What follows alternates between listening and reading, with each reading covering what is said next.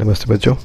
ये आज की मैथ्स की वर्कशीट थी, worksheet number 32, class 10th maths की। इसमें आज डिस्कस करेंगे हम problems based on trigonometric ratios.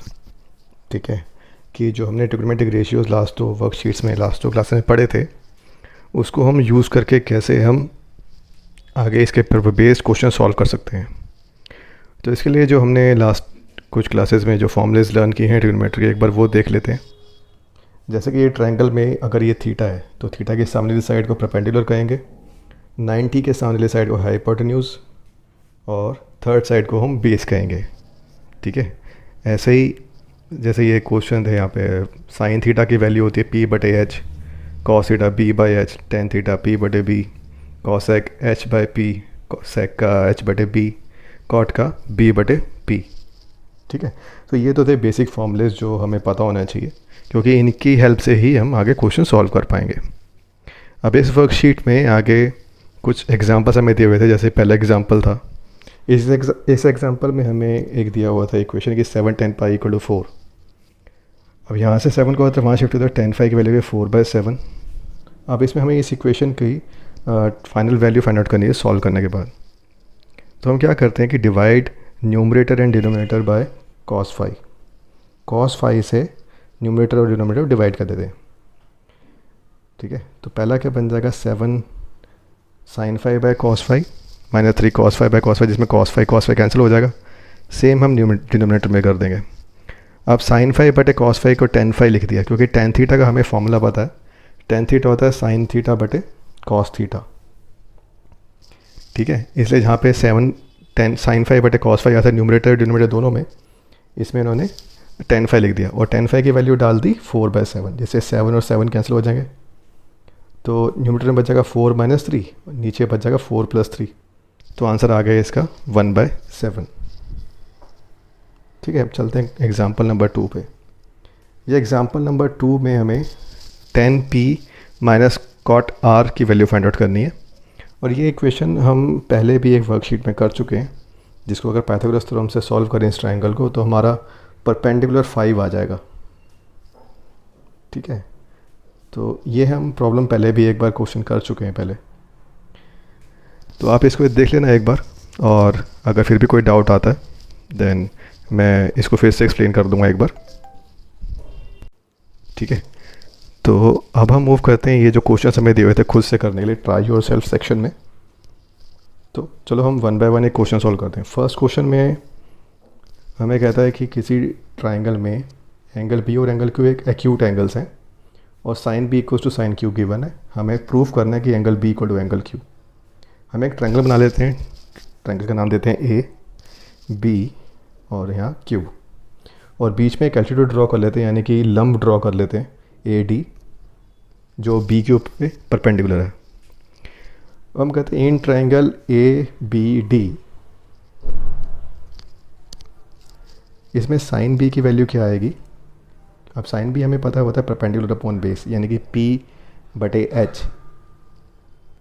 ठीक है, और इस केस में अगर ये एंगल देख रहे हैं इसके सामने वाली साइड, यानी कि ए डी, ये हुआ परपेंडिकुलर, तो यहाँ लिख देंगे ए डी बटे में 90 के सामने वाली साइड यानी कि ए बी, तो एच की जगह ए बी आ जाएगा।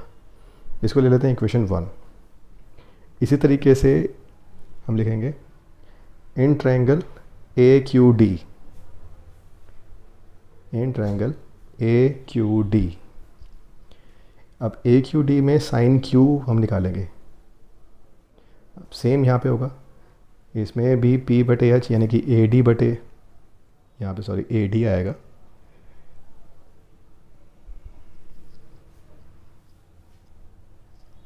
तो ये हो जाएगा ए डी बटे ए क्यू। ठीक है, क्योंकि यहाँ पे ए क्यू हाइपोटेन्यूज होगा। इसको ले लेंगे इक्वेशन 2। अब हम लिखते हैं इसमें कि also sine B equals to sine Q. अब ये क्यों है, इसका रीज़न ले देते हैं, क्योंकि हमें गिवन है क्वेश्चन में ये कि sine B equals to sine Q. ठीक है, यहाँ क्वेश्चन में हमें दिया हुआ था ये। तो साइन बी की वैल्यू क्या आई थी हमारे पास, ए डी बटे ए बी। ऐसे ही साइन क्यू की वैल्यू आई थी ए डी बटे ए क्यू। फ्रॉम इक्वेशन 1 एंड 2, ठीक है, फ्रॉम इक्वेशन 1 एंड 2, इक्वेशन 1 और 2 से। इसके बाद हम क्या करते हैं, इसमें क्रॉस मल्टीप्लाई कर देते हैं। जब हम क्रॉस मल्टीप्लाई करेंगे इसे तो हमारे पास बन जाएगा ए क्यू गुणा में ए डी बराबर ए डी गुणा में ए बी, ठीक है। यहाँ ए डी से ए डी कैंसिल हो जाएगा तो हमारे पास आ गया ए क्यू बराबर ए बी, ठीक है, यानी कि ये भुजा ए बी बराबर हो जाएगी भुजा ए क्यू के। अब इससे हमारे पास आ जाएगा एंगल बी बराबर एंगल क्यू। यही हमें प्रूफ करना था कि एंगल बी बराबर एंगल क्यू।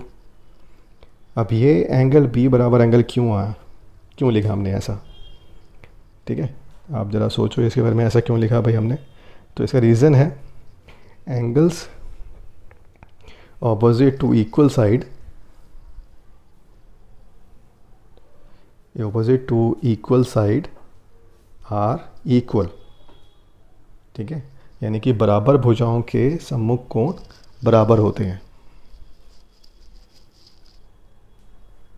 हैंस प्रूव्ड, जो हमने प्रूफ करना था वो प्रूफ हो गया और हमने उसकी रीज़न भी लिख दी कि हमने ऐसा क्यों लिखा, ठीक है। एक बार फिर से देख लेते हैं इस क्वेश्चन को। ट्राइंगल ए बी डी में हमने सबसे पहले साइन बी की वैल्यू फाइंड आउट की, ऐसे ही ए क्यू डी में साइन क्यू निकाला, हमें गिवन था साइन बी बराबर साइन क्यू, वैल्यूज पुट करके सॉल्व की, क्रॉस मल्टीप्लाई करके ए डी से ए डी कैंसिल, उससे आया कि ए क्यू बराबर ए बी, वहाँ से हमने लिखा एंगल बी बराबर एंगल क्यू, जिसका रीज़न था कि angles opposite equal sides are equal, ठीक है। तो अब चलते हैं क्वेश्चन नंबर 2 पे। क्वेश्चन नंबर 2 में हमें कॉट थीटा की वैल्यू दी हुई है, हमें दिया हुआ है कॉट थीटा बराबर 7/8, ठीक है, और हमारे को एक इक्वेशन दी हुई थी कि 1 माइनस साइन थीटा गुणा में 1 प्लस साइन थीटा और इसके पूरे बटे में 1 माइनस कॉस थीटा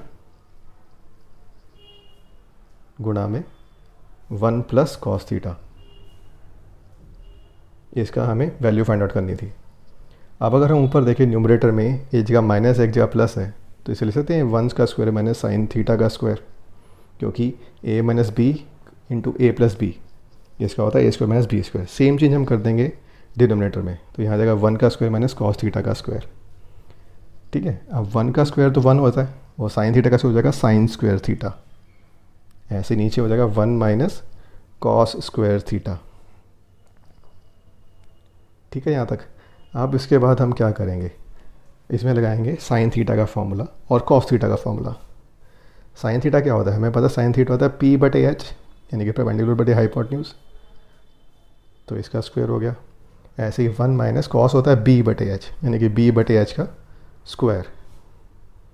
ये क्यों लगाया, यहाँ लिख देते हैं, बिकॉज साइन थीटा बराबर पी बटे एच, यानी कि परपेंडिकुलर बटे हाइपोटेन्यूज, एंड कॉस थीटा बराबर बी बटे एच, यानी कि बेस बटे हाइपोटेन्यूज, ठीक है। अब इसका एलसीएम लेकर अगर हम सॉल्व करेंगे तो हमारे पास आएगा H square minus P square बटे में एच स्क्वायर, और इस पूरे के बटे में H square minus B square बटे में एच स्क्वायर। अब ये एच स्क्वायर और ये एच स्क्वायर आपस में कैंसिल हो जाएंगे, हमारे पास रह जाएगा H square minus P square बटे में H square minus B square, ठीक है। अब H square minus P square का वैल्यू क्या बनती है, अगर हाइपोटेन्यूज के स्क्वायर में से परपेंडिकुलर स्क्वायर माइनस कर दें तो हमारे पास बच जाएगा बेस का स्क्वायर, ऐसे ही नीचे बच जाएगा परपेंडिकुलर का स्क्वायर, ठीक है। क्यों होता है ऐसा, क्योंकि H square minus P square ये होता है बी स्क्वायर के बराबर, और H square minus B square ये होता है पी स्क्वायर के बराबर, ठीक है। अब बी स्क्वायर बटे पी स्क्वायर, इसको हम लिख सकते हैं बी बटे पी का होल स्क्वायर, ठीक है। तो ये बी बटे पी का होल स्क्वायर, और ये होता है कॉट थीटा की वैल्यू, कॉट थीटा का फॉर्मूला, तो हो जाएगा कॉट थीटा का स्क्वायर। अब कॉट थीटा की वैल्यू हमें दी हुई थी, वो वैल्यू पुट करी तो हमारा आंसर आ गया, ठीक है। तो तो ये फॉर्मूले जो हमने लिखे थे यहाँ पे H square minus B square बराबर बी स्क्वायर, कहाँ से आया था? क्योंकि हमें पता था फॉर्मूला कि एच स्क्वायर बराबर होता है पी स्क्वायर जमा बी स्क्वायर। इसी से हमने ये दो इक्वेशंस बनाई थी जो हमने यहाँ पे यूज़ की हैं। ठीक है, कॉट थीटा की वैल्यू थी 7/8 पुट करेंगे तो 7 का स्क्वायर हो गया 49, 8 का हो गया 64, और तो ये आ गया हमारा आंसर। तो ये हो गया क्वेश्चन नंबर 2 कंप्लीट। अब मूव करते हैं क्वेश्चन नंबर 3 पे। ठीक है, क्वेश्चन नंबर 3 करते हैं। क्वेश्चन नंबर 3 में हमें दिया हुआ कोई त्रिभुज है ABC जो कि समकोण है C पे। ठीक है, राइट एंगल एट C, यानी कि C पे 90 का कोण बनता है। AB भुजा दी हुई है 29, तो ना C पे बना दिया, AB थी 29 तो यहाँ 29 लिख देते हैं। और BC की वैल्यू दी हुई थी 21, तो BC पे 21 लिख देते हैं। और इसमें हमें दिया हुआ है कि एंगल है थीटा, सॉरी एंगल यहाँ पे है ABC, यानी कि एंगल B पे थीटा बनेगा। तो यहाँ से इसे हटा के हम B पे लगा लेते हैं। तो B पे थीटा है। अब B के सामने वाली भुजा बनी AC, यानी कि AC हमारा परपेंडिकुलर होगा। ठीक है, इसकी वैल्यू हमें निकालनी है अभी। ये होगा बेस और ये होगा हाइपोटेन्यूज यानी कि H। अब लिखेंगे using Pythagoras theorem. Pythagoras theorem का यूज़ करके हम पहले P का मान निकालेंगे। Using Pythagoras theorem, Pythagoras theorem का फॉर्मूला क्या होता था कि H का स्क्वायर बराबर P का स्क्वायर जमा B का स्क्वायर। तो यहाँ से अगर हमें P का मान निकालना है तो P का स्क्वायर बराबर H का स्क्वायर माइनस B का स्क्वायर। ठीक है, तो इसमें वैल्यू पुट कर देते हैं। तो P का स्क्वायर बराबर आ जाएगा 29 का स्क्वायर माइनस 21 का स्क्वायर। अब यहाँ फॉर्मूला लगा लेते हैं A square minus B square का। तो ये जगह एक बार माइनस करेंगे A माइनस B और एक बार प्लस कर लेंगे तो A प्लस B। अब 29 में से 21 गए तो बचेगा 8, 29 में 21 जमा करेंगे बच जाएंगे 50, तो ये जाता है 400। तो P का मान आ जाएगा √400, और ये पता है हमें ये 20 का होता है इसका आंसर। तो P का मान आ गया 20। ठीक है, अब इस त्रिभुज में हमारे पास H भी है, P भी हमें पता चल गया और B भी हमें पता है। तो हम लिख सकते हैं कॉस थीटा और साइन थीटा की वैल्यू। कॉस थीटा आ जाएगा B/H यानी कि 21/29। ऐसे ही साइन थीटा लिख सकते हैं। साइन थीटा की वैल्यू आ जाएगी क्या हमारे पास P/H यानी कि 20/29। ठीक है, तो इसके अब क्वेश्चन में देखते हैं। क्वेश्चन में फर्स्ट पार्ट में हमसे पूछा गया था cos square theta plus sine square theta. चलो वैल्यू पुट कर देते हैं इसमें। कॉस की वैल्यू थी 21/29, तो यहाँ पे आ जाएगा 21/29 का स्क्वायर, 21/29 का स्क्वायर जमा में साइन थीटा की वैल्यू थी 20/29, इसका भी स्क्वायर। ठीक है, अब इनका क्योंकि देखिए नीचे 29 सेम है दोनों में, तो इसका एलसीएम तो 29 ही आ जाएगा। यहाँ प्लस था, नीचे तो 29 ही आ जाएगा, तो नीचे हम लिख देंगे 29 का स्क्वायर और ऊपर 21 स्क्वायर जमा 20 का स्क्वायर ऊपर लिख देंगे। ठीक है, ऐसा क्यों किया? क्योंकि दोनों में नीचे में 29 सेम है, तो एलसीएम लेने की ज़रूरत नहीं पड़ेगी हमें। हम इसमें डायरेक्ट 29 का स्क्वायर नीचे लिख सकते हैं। और 21 का स्क्वायर जमा 20 का स्क्वायर, ये भी 29 का स्क्वायर आएगा क्योंकि ये पाइथागोरियन ट्रिपलेट है, जैसे कि ऊपर त्रिभुज मैंने दिखा रखा है। ठीक है, तो ये बन जाएगा 29 का स्क्वायर बटे में 29 का स्क्वायर। अब इसका जब कैंसिल करेंगे तो आंसर आएगा 1, क्योंकि ऊपर नीचे दोनों सेम जगह सेम चीज़ें हैं। अब क्वेश्चन नंबर सेकेंड पार्ट इसका, cos square theta minus sine square theta. ठीक है, तो इसमें आ जाएगा 21/29 का स्क्वायर, 21/29 का स्क्वायर माइनस 20/29 का स्क्वायर। ठीक है, इसको सॉल्व कर लेंगे। 21 का स्क्वायर माइनस 20 का स्क्वायर बटे में 29 का स्क्वायर, क्योंकि 29 नीचे दोनों के पास था। अब इसमें लगाएंगे 441 माइनस 400, क्योंकि 21 का स्क्वायर हो गया 441, 20 का हो गया 400। सॉल्व किया तो 41/29 का स्क्वायर और 29 का स्क्वायर होता है 841। तो ये आ गया हमारा आंसर इसका, ठीक है, 41/841। तो पहले वाले का इसका cos square minus sine square theta का वैल्यू आई 41/841 और फर्स्ट पार्ट का आंसर आया था 1। ठीक है, तो ये हो गया हमारा क्वेश्चन नंबर 1 भी कंप्लीट। अब आपकी वर्कशीट कंप्लीट होती है। यहाँ पे कोई भी डाउट हो तो आप पूछ सकते हो मेरे से।